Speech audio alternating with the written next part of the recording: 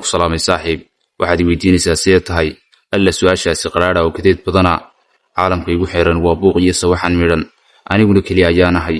ma garanayo si aan kugu sharaxo isbiritaasi ay rumayso mararka qaar ayuu qofku noqdaa keligii isagoo caalamada buuq iyo saxmada dhex jooga mararka qaar ayaad la mid noqonaysaa sida waraabowtaaga quluxda ah ee sanqara ee beerta shimbiraha lagaga ilaaliyo oo aad hawshaada si buuxda u gudanaysaa shimbirahana aad baajinaysaa oo aanay ka soo agdhawaanin maxsuulka beerta si gudaha aad ka dareemaysaa boholyow iyo kelinimo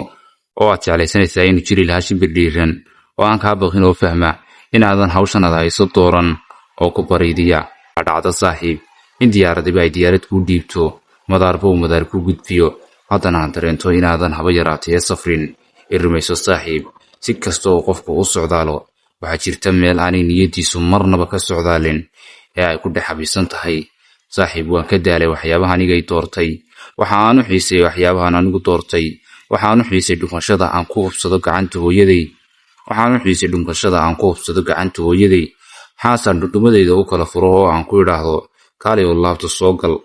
dareenka ammaanka ay faraha xaaskaagu ku siinayaan marka ay timahaaga dhex marinayso saaxiib ma garanayo si aan kuugu sheego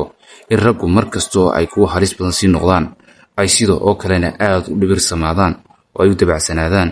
rumayso waa tabtaasaan kuugu sheegay waxay yidhaahdeen saaxiib innaga horteen waxaanu raacaynaa dhabolna noo qoray qofkii dhabol loo xariiqaano uu raacaa